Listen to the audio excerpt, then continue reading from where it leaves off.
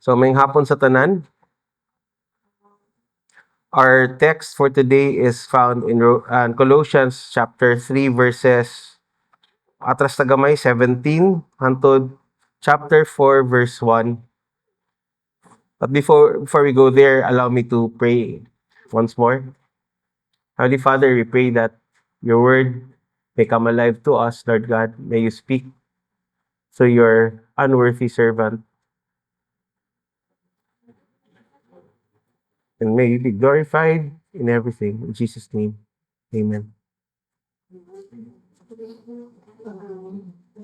So our text for today is a continuation, of course, of our previous sermon since expository Montanya. We are going through the book of Colossians.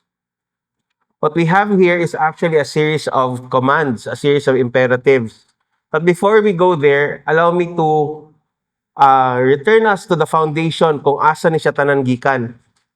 The first 17 verses of chapter 3 nga ato anang naagian contain personal commands that are grounded on Colossians chapter 2 verses 6 to 7. Allow me to read. Ingon dire, therefore, as you received Christ Jesus as Lord, so walk in Him, rooted and built up in Him, and established in the faith, just as you were taught, abounding in thanksgiving.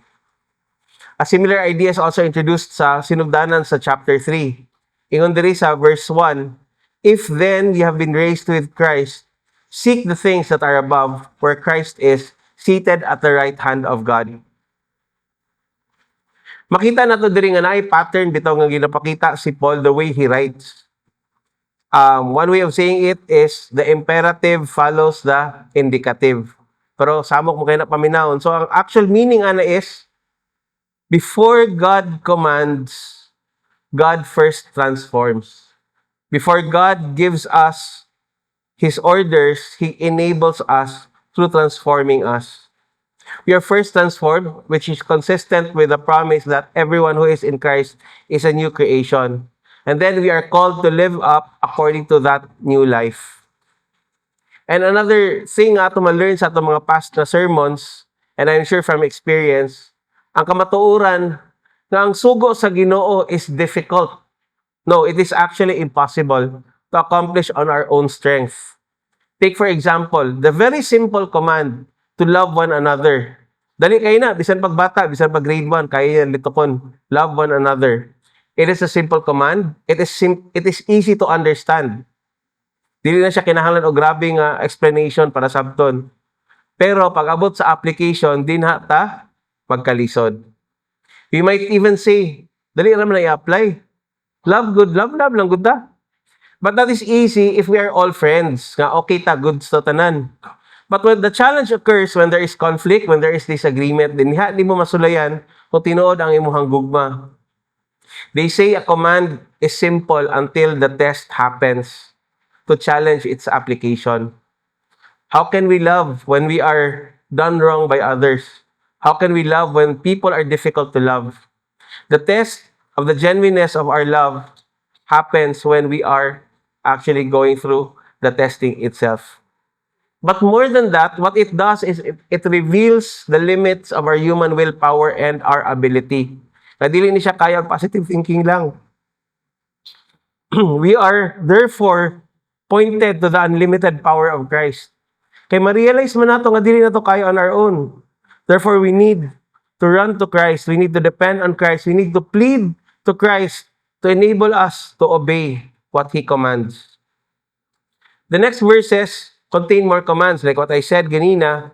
But before that, we want to be sure nga klaro sa ato nga even our ability to obey comes from the enabling of Christ.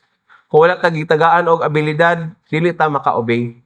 So, allow me to lead you with reading the scriptures. Colossians chapter 3 verses 17 hantod chapter 4 verse 1. May I invite everyone to please rise in reverence to God's word. I'll be reading from the New International Version. Chapter 17.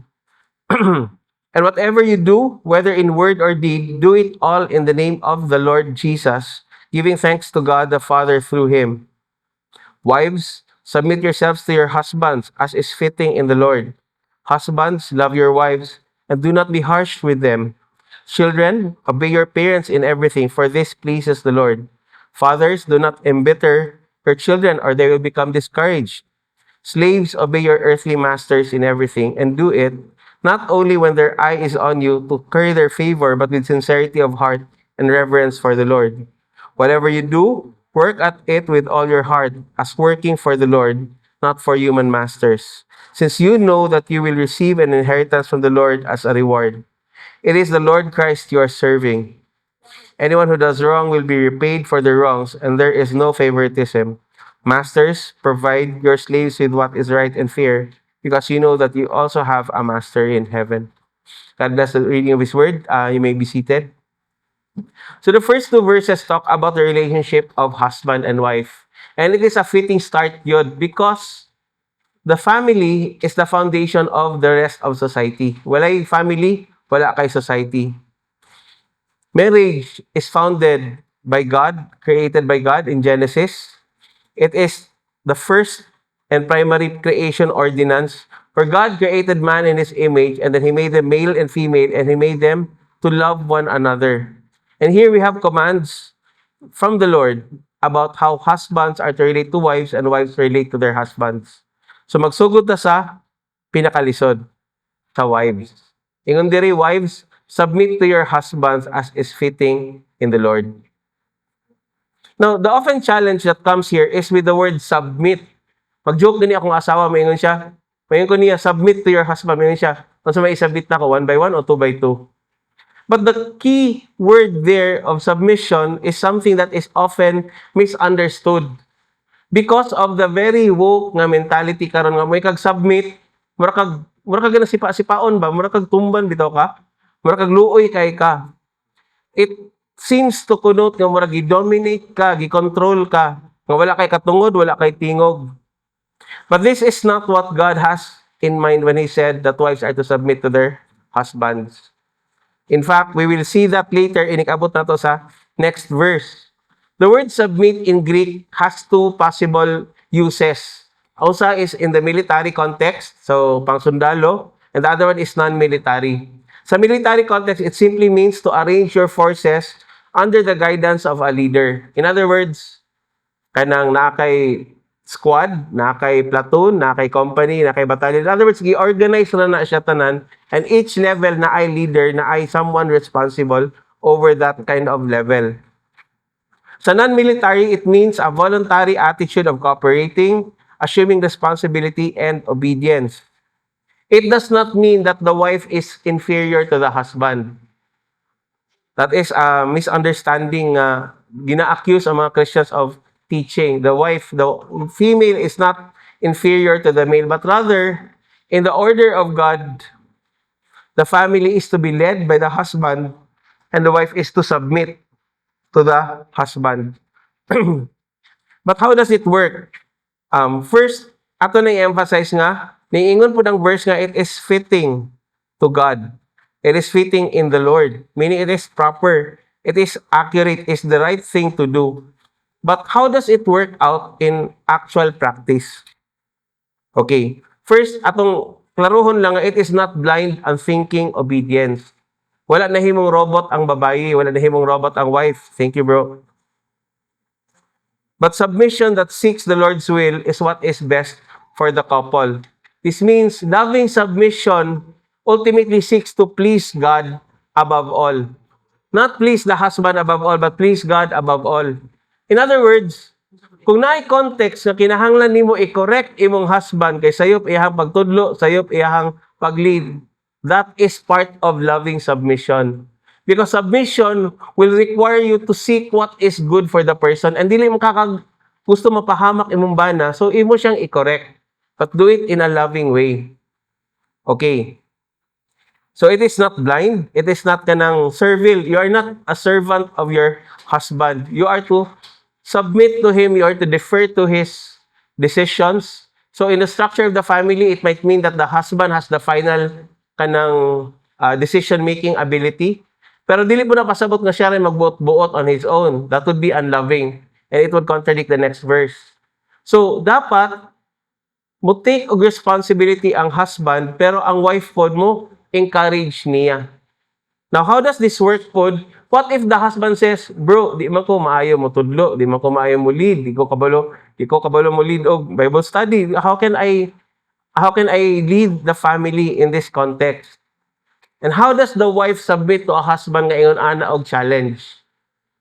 Number one, kung medyo mayngon kag quote-unquote mas lamang ka dihang dapita, encourage your husband by telling him, read more, study more. Point him to other brethren who can teach him, who can equip him. Ayog ina nga, unsaon naman, ingon ana na magigawa, na tayo mahimo ana. That's defeatism. You submit lovingly by nudging him slowly to grow, to be strengthened, to be a better husband, to be a better leader in the family. That is submission. Usahay ka ng ang imo diskarte ana dili kayo. Dapat dili man gud obvious, dili ka na murag giguyod nimo imong bana. But you should be very encouraging sa iyaha. Maski sa mga gagmayng butang makita nimo na ay growth, tell him so. Pray for him. O sana sa mga key things sa pag-submit sa wife sa husband. Be in constant prayer for your husband because your husband needs it more than he thinks he does. And that is a reality nga na-prove na ko in 22 years of marriage. The next verse, kini para sa ato mga laki, husbands, love your wives, and do not be harsh with them. Now, wives submitting to husbands is normal in their culture. But nowhere in ancient literature will you see a command or an encouragement for husbands to love their wives. It is only found in the scriptures. So by saying love your wives, it means that the leadership that the wife submits to is a loving leadership. It is not an excuse to be dominant. It is not used for anger. It is not used for bitterness. The husband is to lead in a way that nourishes the wife, mirroring Christ's sacrificial, self-denying love for the church. And here, allow me to read Ephesians chapter 5. There is a parallel passage actually in Ephesians chapter 5, verses 21 to 35, but we will not go through it verse by verse kay mahimo tang duha ka wali. Ingon dire, verse 25. Husbands, love your wives just as Christ loved the church and gave himself up for her to make her holy, cleansing her by the washing with the water to the word, and to present her to himself as a radiant church without stain or wrinkle or any blemish, but holy and blameless. So the kind of leadership that is demanded of the husband is a sacrificial leadership. A leadership that is willing to die in behalf of the wife. How many husbands can actually say that? Ngayon, ana, ang klase nga leadership na ilang ginapakita. Is that the kind of love that we have for our wives? Up to yesterday, sa mga conversations ni Michael, skip ako ingon nga, bro, ikaw naliwali, ani bro. Dali, sabton ang passage. Actually, pwede na ta dili magwali karon, pwede na ta mag-Bible study and discuss na to ni dali ra kay ni siya sabton. Ang application may bugat and sakit because kung ikaw mawali, sa ikaw may unang maigo, ikaw may pinakaunang maprito sa imuhang pagilingong word. So you are tested according to these words. May gani dili ni siya exam, kay kung exam pa ni nga gi-apply sa ako bagsak yun ko. Our first obligation, husbands, is to love our wives. Take note that the verse has two commands. Love our wives and do not make them bitter. Do not be harsh with them. Ang love, ganina, we already explained to be an unselfish, sacrificial love for our wives. It is a reflection of Christ's love to the church. Therefore, mauna siya ang standard. Dili lang enough to love our wives. We are to love our wives the way Christ loves us. O kinsa may makapas ana, wala gyud. But nonetheless, it is not an excuse for us to say nga, dili man ako kaya, so di na ako suwayan. Maningkamot ta. But again, atong paningkamot does not come from our own strength, but from the Lord. It does not suggest that because you are a male, you are therefore automatically superior. No. A properly functioning marriage should have the same kind of equality with submission found in the Trinity itself. According to the commentary I read, ingon siya, similar ni siya sa relationship between the Father, Son, and Spirit. The Son and the Spirit submit to the Father, although they are equally God. The second command of Paul goes against the culture of their society. In that place and time, women were not given equal value and representation in their culture. In fact, sa Jewish culture pag yun, ang testimony sa babae counted as katunga lang sa testimony sa lalaki. Yan ang naka-undervalued. But here, Paul is emphasizing the responsibility of the one who leads the family in loving the wife. You are not to lead your wife to the point na mahimo siyang bitter, irritated, or frustrated. Women and men are equally created in God's image, and we are to love them as ourselves, even as Christ has loved us. Many times, many times yun, kidugay na may kuminyo. Many times yun, nga ako, makaingon dyan ko nga, mairita gina ako akong asawa. Mga nakailan ako, kabalo gina sila ng mga istorya. Usahay sa behavior, usahay sa words, usahay sa attitude. And then kung badlongon ko niya, mukha na siya, ayaw, ingon anak, pastor, kana pinabundak bitaw, age, igo na taana. Okay. Many times sakit, many times actually, bati kaya kong buhat, okay, mabalos bitaw akong baba. But later on, I get to realize na sakto biya po siya. She has a point. And whenever she does criticize me, it is not to put me down, but actually to encourage me to be a better person. O ba yung self-sacrificing love, mas mo apply pa siguro akong wife ani nga partiha. Makita gud ang gugma. But that is the challenge for us. We are on our own unable to meet the standards that God requires here. To submit in a loving way, to lead in a loving way, and we know for a fact, kita mga minyo, that no marriage is perfect. Kung na musulti ana, either namakak siya or namakak siya. Wala gilain choice, ana. But imperfection is not an excuse for disobedience. Imperfection is not an excuse for disobedience. Rather, in our imperfect means, despite gakiang-kiang siya, we should, by the grace of God, be walking in obedience to Him. Not only does this please the Lord, but it also builds up our marriages. And therefore, it builds up one another. But again, mabalik na po emphasize, this is not according to our own strength. Kung imo na sulayan by your own strength, by your own will, sige, basag self-help books, mo improve man ka, actually. Pero only up to a certain level, and then makaingon ka nga, dili na ako ni kaya. In fact, mas maayo gani mo, surrender na kadaan. Mo ingon ka sa Ginoo, Ginoo, tabangi ko. Kaya on my own, mo fail man ko. I will fail in my thoughts, I will fail in my words, I will fail in my deeds. I will fail again and again and again to the point that I will frustrate my wife. I cannot do it on my own. But remember that whatever God commands, God also supplies the ability to obey. God enables us to obey through the power of the Holy Spirit that is in every believer. And again, whatever God commands is for our good and for His glory. These things always come hand in hand. Para sa iyahang himaya o para sa atong kaayuhan. Wala gigibuhat na Ginoo nga sugo nga ikapahamak sa imuha. Everything redounds to His glory and everything redounds to the good of His people. Warren Wiersbe give us this quote nga gi-quote po ni Mike. Nakita na ko sa iyang Facebook, akong gi-appeal po dire. He said, "A marriage may begin with normal human romantic love, but it must grow deeper into a spiritual agape love that comes only from God." Kita mga minyo, remember mo ta sa first time nga na-meet nato ato mga asawa. Kung saan kilig-kilig. Diba? Nakpanay pa mo? Okay. But later on, mo change na siya. But if it is not a love that is grounded on the love of God, and the love that comes from God, mo fade na siya. Muhupas na siya. Diha na mo gawas ng mga saying nga, kapoy man sige ka og humba, mangita po taglain nga putahe. This kind of worldly mindset is not of God. Therefore, the only love that enables the marriage to be sustained throughout the years is the love that comes from God. Dili siya, agwantahon na lang ako ni, unsaon ta magipakas na naman ako ni.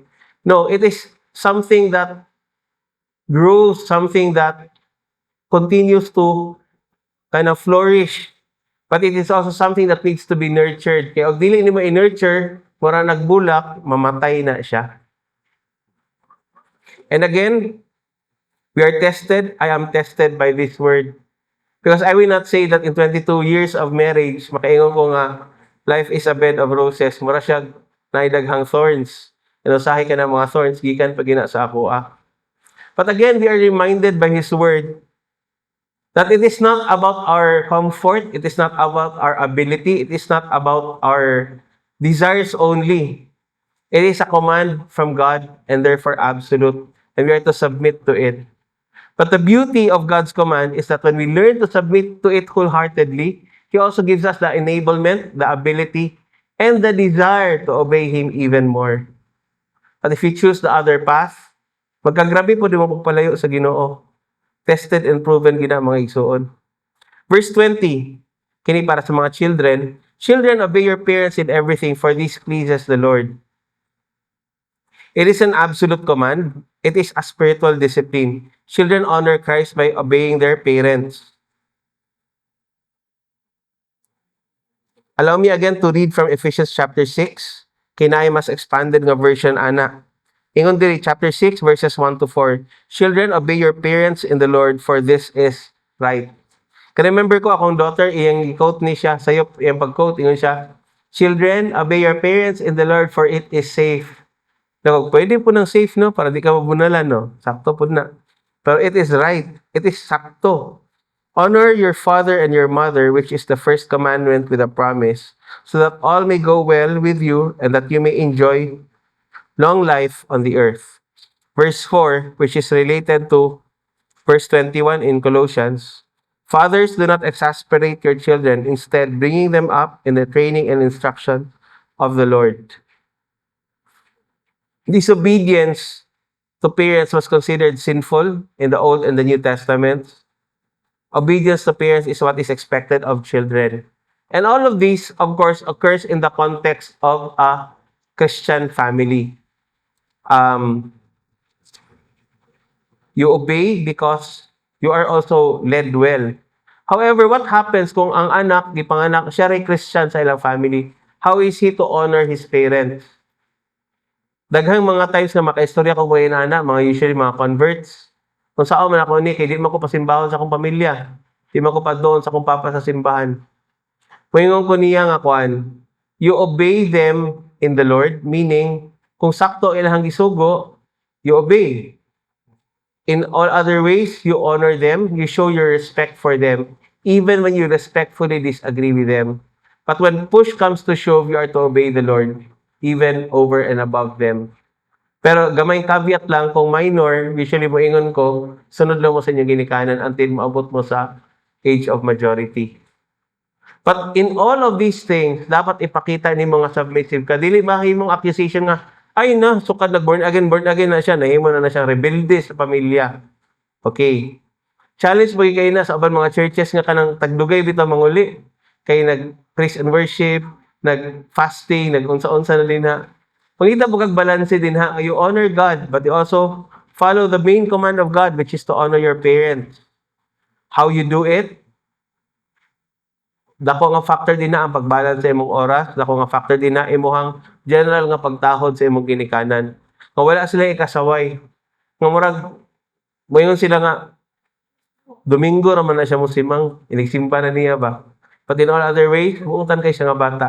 Kaya na, gamay na nga step. Many times po, I have seen this happen because of the way the children, the believing children, honor God and honor their parents.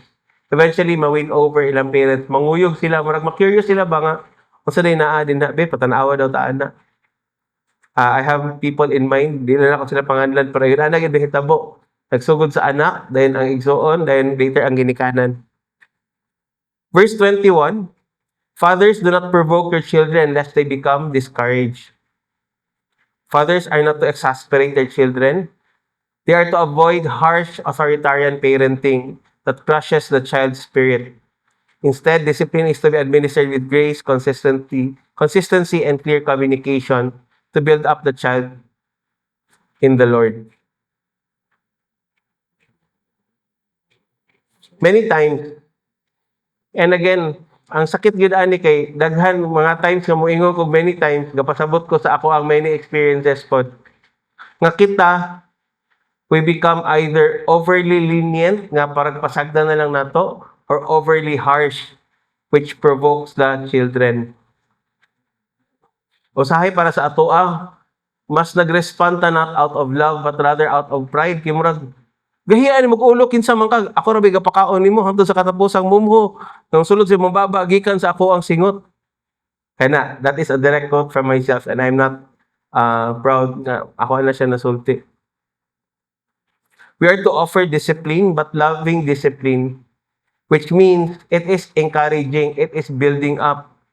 You should spend time with your children and talk to them, especially while bata pa sila. Kaya magkadako sila, magkalayo naman ilang mga oras sa imuha and it becomes a challenge for you to be a parent. Fail this, even if you succeed in everything else, you have already failed in life. I remember a particular time nga nagi ko'y nabuhat ka grabe ani. Kaya ang akong anak ning uli og late. Pagkahuman, kadyot lang siya sa balay ning lakaw siya balik. And wala man lang nananghid. And nasuko kay ko kay wala siya nananghid, wala siya nanawag, wala siya nagkig-istorya nako. Nara ko sa room, wala ba siya ning chat? Wala gyud tanan, ning direct siya lakaw and I found out only from iyahang sister. So gibuhat na ako sa akong kasuko, ning text ko niya. Kung ayon, kung ani na mo ka, ayaw na lang uli. Kung dili ka magpatuo, ayaw na lang uli. And true enough, wala gid siya ning uli. Pila ka days siyang wala ning uli. And timing pagid ato, akong wife was in Mindanao. Di po siya mo respond og textan, di siya mo respond og chatan.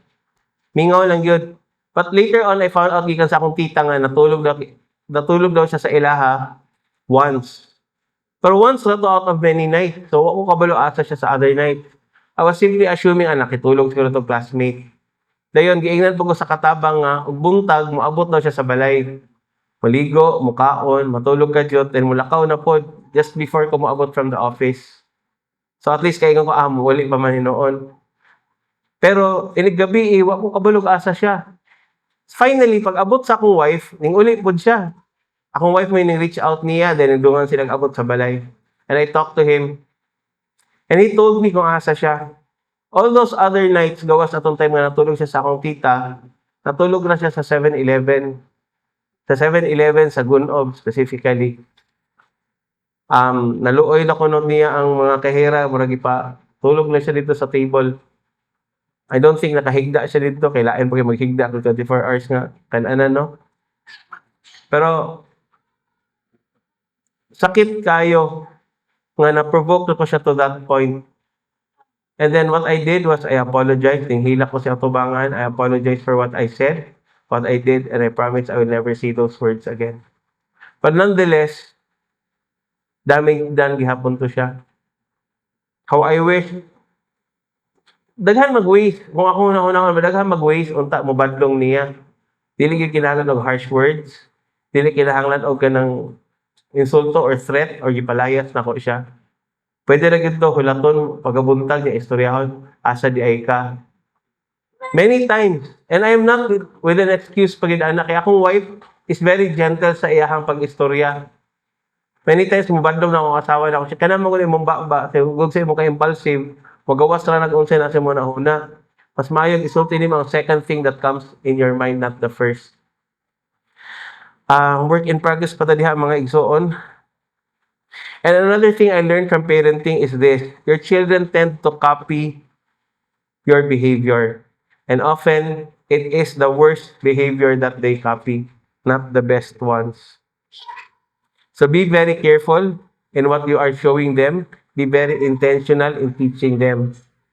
Saturate your marriage. Saturate your parenting with prayer. Be teaching the heavens for grace and enablement so that we may be parents in God's image. And when I say those words, I am speaking also to myself. Kay daghan po kong pagkukulang din ang sakit actually nga ako hunaon ba nga many times, actually most of the time I go to the church alone. Ako mga anak, akong daughter karon nasa balay nagbuhat og assignment mo siguro. Akong laki ning lakaw kay adto siya siyang classmate something. Akong wife nasa balay ng hipos. All of these reflect on my own shortcomings. I may say nga, gahim kong ulo akong asawa, kay lahi man siya tinuhuan, so, saon taman, ana-ana. Can make all of those excuses. But deep inside, I know that the failure begins with the leadership at home. Daghan kong pagkukulang ang nagagapitan, I would ask mga igsuon nga you would continue to pray for me, for my family, so that somehow we may salvage our relationship and still grow in the Lord. Manata sa lisod ka part. Nanata karon sa slaves. Obey your human masters in everything. Don't work only while being watched as people pleasers, but work wholeheartedly fearing the Lord. That's verse 22. Now, a little context, ani, kay wala man tayo mga ulipon karon, no? Slavery was common in their time to the point na 10 to 20% of the total population of Rome was made up of mga slaves. As a slave, you were the property of your master. You were under your master. You were freed only when your master says you are freed, or you can purchase your freedom. So, ang slavery sa una, lain-lain nga level. Dili lang ka nang murag nagtrabaho sa bukid, nagtrabaho sa field. Apil na ng tutors sa imong anak, ato di a slave. Household servant nimo, most likely slave pud na. Ang imuhang escort, ining mamerkado ka, slave pud na. So they were part of the household but not directly part of your family. They were property. Ang ato ang closest context diri karon would be ang pag-empleyo nato, panarbaho nato. Although dili ta ulipon sa ato mga amo, moingon ko nga usahay ulipon ta sa biometrics machine. Kaya biometrics mo demand mo ginag-oras nimo, kuno sa ka mo in, kuno sa ka mo out. Mo ginang kada Lunes kin magbagulbol gyud ko ana kay alas 8 man mi mo in, traffic kay traffic sa amua. Ingon dire, we are to obey in everything, don't work only while being watched as people pleasers, but work wholeheartedly fearing the Lord. Meaning a Christian's work ethic must be distinct, nga makita gidi mo nga lahi mo trabaho ang usa ka Christian. You are to be diligent even when your boss is not looking. So, ultimately, it is not just professionalism, but it is a level of excellence that seeks to please not only your earthly master, but the Lord Himself. In fact, verse 23 says, whatever you do, do it from the heart as something done for the Lord, not for people. Verse 24 says, knowing that from the Lord you will receive the inheritance as your reward, you are serving the Lord Christ. Para balik sa tagamay, no? Verse 22. Hinahinayan na nato ni. We are not to be people pleasers, meaning dili pakitang tao ang atong panarbaho. And here I am proud to say that ako ang most excellent nga staff sa office are Christians. Ang usa, number 1, pag-abot sa tanan mga orientations. Siya ray mag-self-initiate, siya ray mo-organize. Pagpahibaw ra na siya, o makabalo lang ko, kumupirma ko sa official business slip niya, kay mulakaw siya. And then, wala ko yung madunggan nga reklamo. Although, mo state po siya nga, siya pinakadaghan og orientation to the point nga napagaw na yung tingog. Pero makita na ko ang diligence niya. The other one is a frontliner sa mong office. In terms of performance, siya highest number of clients served and pinakapaspas mo serve per client. Ana, mechanical na sa ang system na nagpakita sa iyang performance. Even if walay gatanaw niyang supervisor, walay ga-observe niya, makita gini mo nga maayo gyud siya mo trabaho. Maka-proud biya pod ang mo na hunaon nga naay mga inanang tao ba. But you know also that smile ka kailan mo. Kaila kay mo eh. Makita na ko from their example nga indeed they are following what it says here. Whatever you do, do it from the heart as something done for the Lord, not for people. And this principle applies to all believers in everything that we do. We are to serve as those serving God Himself. It's not only for people. So even in the context of our marriages, it is not only for our spouses, but ultimately to honor the Lord. Ang challenge, ani, particularly sa workplace, is if you do not like what you are doing, and you are called to honor the Lord by working hard, doing something you do not like. Pero the good news in our context is this: dili man ta ulipon. We have options. Pwede ka mo resign, pwede ka mo pa-reassign, pwede ka mangayog kanang job enrichment. Naay mga options sa atwa karon nga wala sa ilaha sa una. But diri kung tan-aw nimo sa text, ang challenge is this: even if you do not like what you are doing, even if it is the most menial of things, do it excellently. I'm reminded of another office mate of mine. Kapag interview na ako, nangutan ako niya about sa iyang circumstances, ingon siya, when he was still studying, he was a working student. Nangutan ako unsa iyang work ato, he was the school janitor. And then ay mga times nga para mapun-an ang iyang kita, mo sideline siya og panglimpyo sa mga CR sa mga professors. Ug imo hunahunahon ba, murag menial kayo. In fact, na-shock ko, nga murag kog naulaw bitaw kay I honestly grew up medyo privileged sa ako ang college life ba. Hayahay ra ko. Kaya siya, he had to work, he had to be a janitor para maka-eskwela lang siya. And then, nangutan na po ko kung unsa iyang nakatunan ato. Ingon siya, he learned to be diligent, to be precise sa iyang trabaho. And nakita po niya nga gina-reward po siya verbally o sahay financially sa iyahang mga gitrabahoan. And even kato nga butang, wala to siya nausik because it became a deciding factor for me to hire the person. Kining person, wala ni siya artist kinabuhi. Okay ni siya. And true enough, sa workplace, maayo po siya matrabaho, di po siya reklamador. We are not to work simply for men or for earthly goals, but to glorify our Father in heaven. And we are also reminded that God ultimately rewards those who serve Him and punishes those who disobey Him. Kung tan-awon nimo sa verse 24, niingon dire, i-emphasize dire, you are serving the Lord Christ. This applies primarily to the bond servants, to the slaves. Kung tan-awon nimo sa context, slaves pa may giistoryahan ani. Now, they are not ultimately serving their masters, but serving the Lord Christ. So, this is actually a high favor for them. Kay kinsa raman ang ulipon. But now, he is called to serve the master of the universe. The greatest person who not only calls him my servant, he also calls him my friend.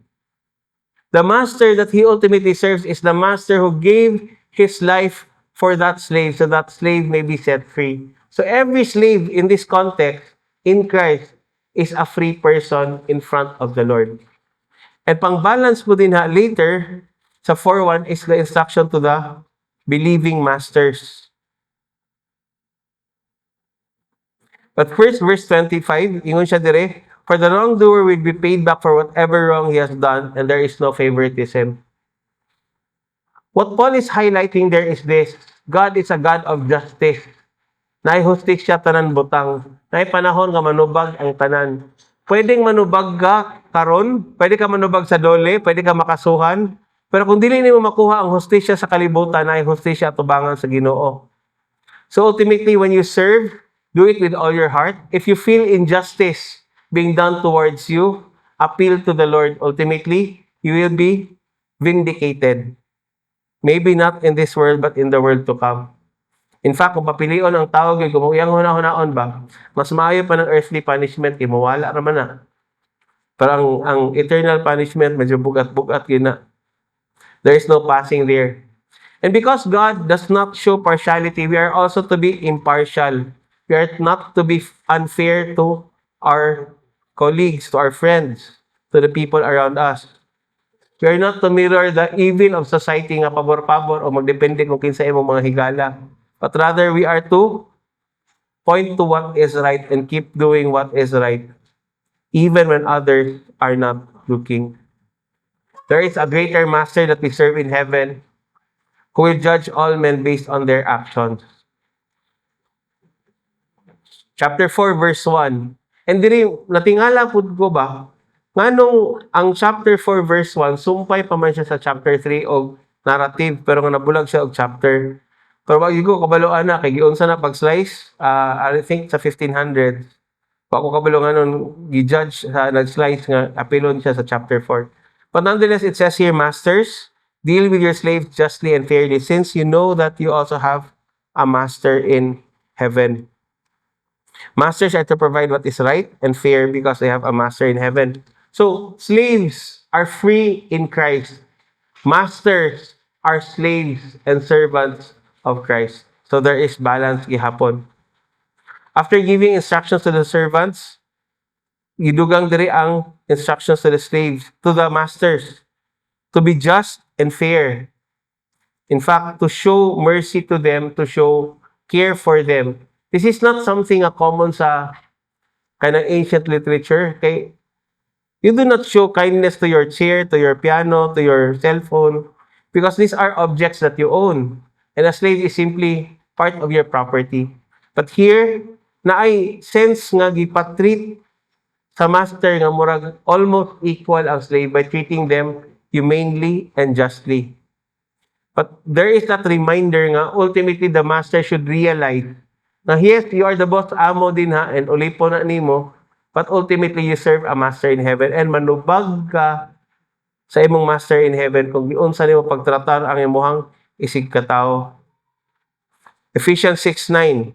Masters, do the same for them and stop threatening, knowing that He who is both their master and yours in heaven, and there is no partiality with Him. When we look at these passages, we actually see a pattern here of how the gospel is to be applied in our homes, in our marriages, in our workplaces, in our parenting, in our leading.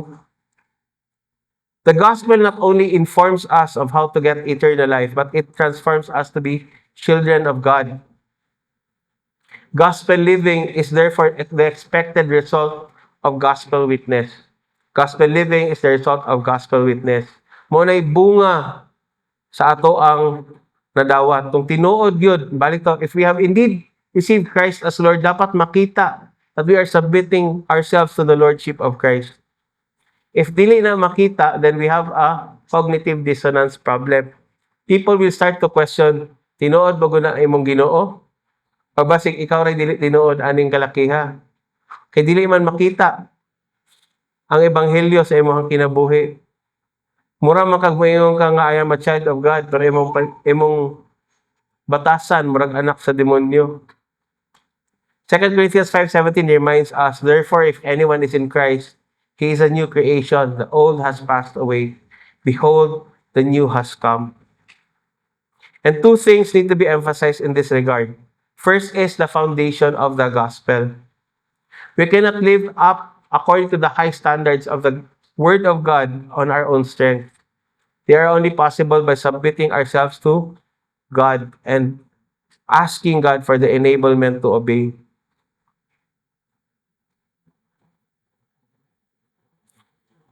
The thing about God here is this: He is not kuripot. He does not withhold.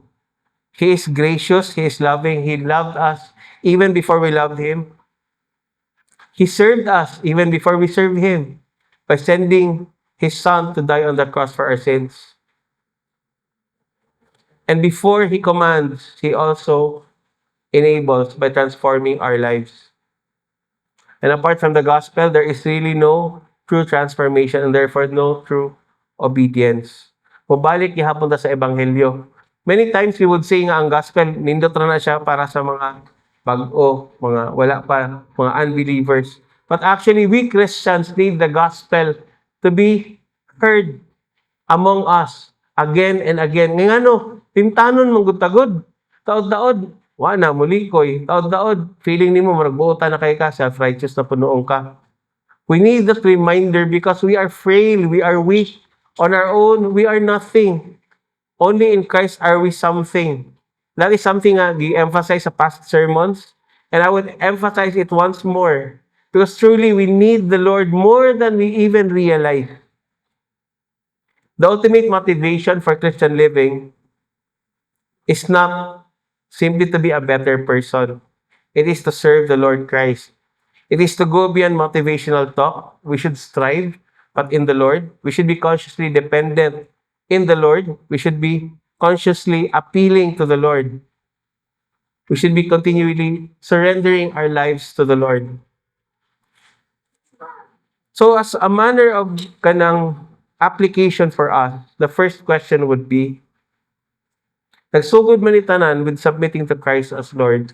The first question for us would be, have we truly submitted our lives to the Lord? Is it real? Or is it bukang bibig lang? Time will show, our lives will show kung unsay tinuod ana.